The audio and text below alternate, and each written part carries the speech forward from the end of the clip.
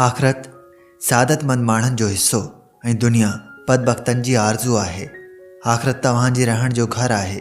बस उन लाइ उहो सामान तैयार करियो जेको सदाईं तव्हांजे कमु अचे। पंहिंजी सॼी कोशिश ऐं फ़िक्र आख़िरत ॾांहुं कर त जीअं अब्दी सादत हासिल थिए। पंहिंजी आख़िरत लाइ कोशिश कर त जीअं उते सुठो ठिकाणो मिले ऐं आख़िरत खे दुनिया जे एवज़ न विकण।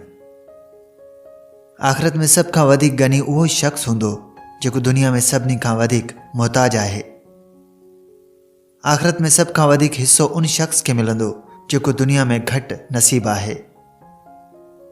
आख़िरत बाक़ी ऐं दुनिया फ़ानी में फ़र्क़ु न करणु बहितरीन नज़र उम्दी सोच आहे। आख़िरत जे नेमतनि जी लज़्ज़त ऐं मिठाण दुनिया जी तकलीफ़नि ऐं मुशक़त खे ख़त्म करे छॾींदो आहे। आख़िरत जी यादि नफ़्स जे मर्ज़ जी दवा ऐं उन्हनि लाइ शिफ़ा जो नुस्ख़ो आहे ऐं दुनिया जी यादि निहायत लाइलाज बीमारी आहे। आख़िरत जी दोस्ती सुहिणे अमल सां ऐं इबादत जी दोस्ती तवक्कुल सां आहे। आख़िरत में हिसाब थींदो ऐं उते अमल जो को मौक़ो नाहे।